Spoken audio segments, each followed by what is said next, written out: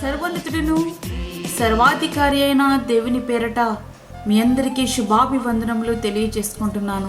Jesus ను creation ministries ద్వారా ఈ రీతిగా ప్రతిరోజు ఆత్మీయ అనుదిన ఆహారమును మీతో పంచుకోవడానికి దేవుడిస్తున్నటువంటి కృపను బట్టి దేవునికి ఎనలేని కృతజ్ఞతలు. వాక్య ధ్యానంలోనికి మనం వెళ్దాము.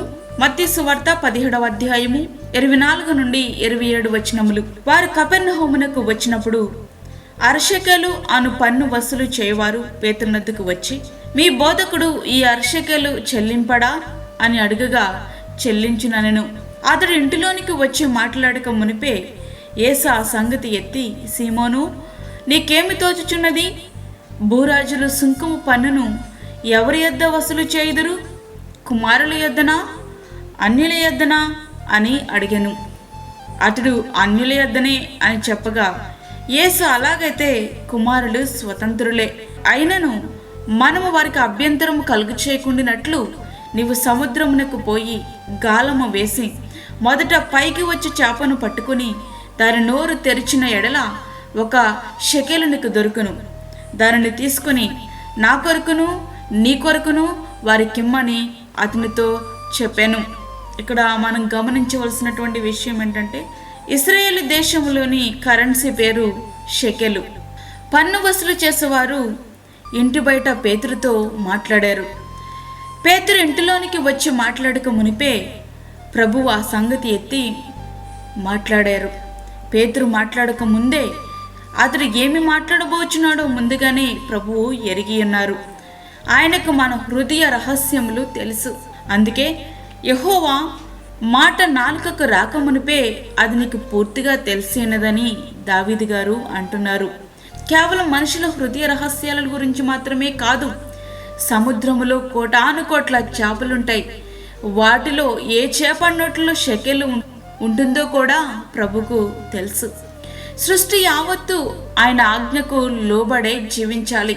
పేతురు గారు గాలం వేసినప్పుడు ఏ చేప నోటిలో అయితే షెకెలు ఉందో ఆ చేప మాత్రమే మొదటిగా పట్టబడాలి. దేవుని యొక్క మాటను పేతురు గారు విశ్వసించారు.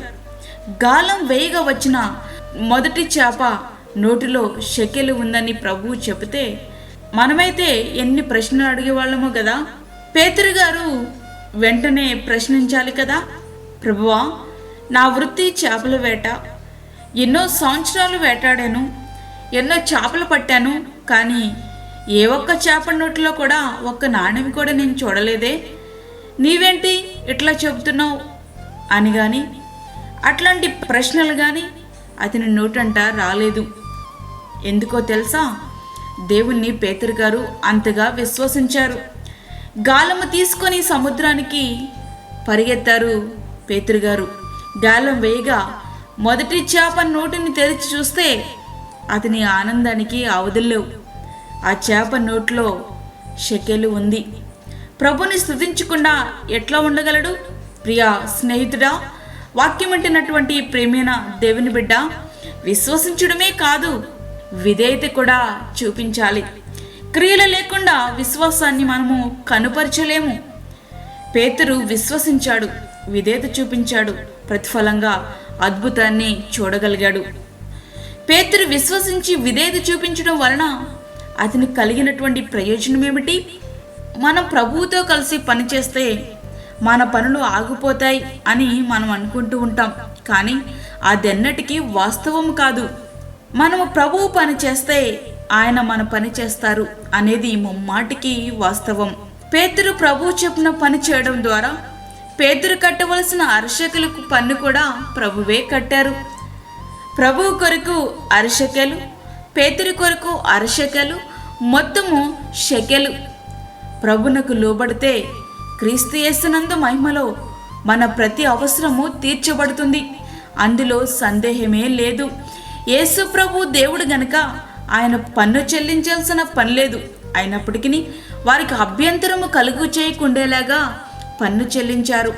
చాలామంది హక్కుల కోసం పోరాడుతూ ఉంటారు. విశ్వాసులైన మనము ఇతరుల అభ్యంతరం కలుగు చేయకుండేలా మన హక్కులను త్యాగం చేయాల్సిన పరిస్థితులు ఏర్పడితే త్యాగం చేయడానికే మనము సిద్ధపడాలి. తన మహత్తు గల మాట చేత సమస్తాన్ని ఆయన నిర్వహించేవారు. ఆయన దేవుని మహిమ యొక్క తేజస్సును, ఆయన తత్వము యొక్క మూర్తి మంతమునై ఉండి తన మహత్తు గల మాట చేత సమస్తమును నిర్వహించుచు పాపముల విషయంలో శుద్ధీకరణము తానే చేసి దేవదూతల కంటే ఎంత శ్రేష్టమైన నామము పొందెనో వారి కంటే అంత శ్రేష్ఠుడై ఉన్నత లోకమందు మహామహుడగు దేవుని కుడి పార్శ్వమున కూర్చుండెను. హెబ్రీ 1వ అధ్యాయము 3-4 వచనములు. ప్రియ స్నేహితుడా, వాక్యమంటున్నటువంటి ప్రియమైన దేవుని బిడ్డ, అట్టి ప్రభువును మనం విశ్వసించి విధేయత చూపగలిగితే నిత్యమైన ఆశీర్వాదపు పంటను మనము కోయగలము. నిత్యమైన ఆనందమును మనము అనుభవించగలము. ప్రభువుకు మనం లోబడితే క్రీస్తు యేసునందు మహిమలో మన యొక్క ప్రత్యేక అవసరత తీర్చబడుతుంది.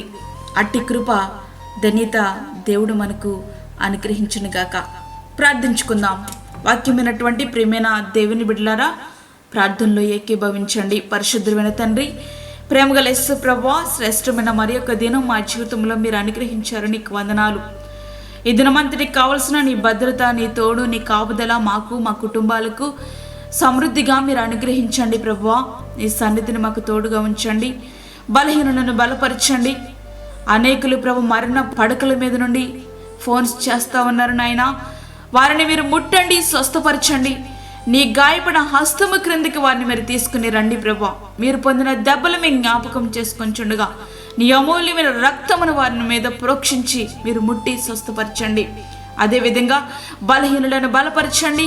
గర్భిణీ స్త్రీలను, చంటి బిడ్డలను మీరు జ్ఞాపకం చేసుకోనండి. అప్పుల బాధలతో ఇబ్బంది పడుచుండి బిడ్డల యొక్క అవసరతలు మీరు తీర్చండి. గర్భఫలము లేని బిడ్డలకు గర్భఫలము దయచేయండి. మా యొక్క అధికారులను, నాయకులను మీరు జ్ఞాపకం చేసుకోనండి. నీతి న్యాయములతో వారి పరిపాలించుటకు సహాయం చేయండి. దూరదేశంలో ఉండి వాక్యముటిన నీ బిడ్డలకు కావలసినటువంటి నీ కృపను దయచేయండి ప్రభువా. వారికి నీ సన్నిధిని తోడుగా ఉంచండి. ఈ దినమంతా నీ సన్నిధిని మీరు మాతో ఉంచి, మాకు కాదే యెహోవా, మాకు కాదు, సమస్తమై మా ప్రభావం మీకే ఆరోపించుకుంటూ యేసు పరిశుద్ధ నామమున అడిగి వేడుకుంటున్నాము తండ్రి, ఆమేన్. ఈ యొక్క వర్తమానములు మీ బంధువులకు, మీ స్నేహితులకు షేర్ చేయండి. దేవుని పనిలో మీరు కూడా పాలిభాగస్తులు కండి. అదేవిధంగా మీ ప్రార్థన అవసరతలు మాకు తెలియచేయండి. మా ఫోన్ నెంబర్ 9177377559. దేవుడు మిమ్మును, మీ కుటుంబమును దీవించునుగాక. ఆమేన్. దేవుని సేవలో మీ సహోదరి అన్నామణి సాల్మన్. మా ఛానల్ని సబ్స్క్రైబ్ చేయండి, షేర్ చేయండి, లైక్ చేయండి. దేవుడు మిమ్మల్ని దీవించునుగాక. ఆమేన్.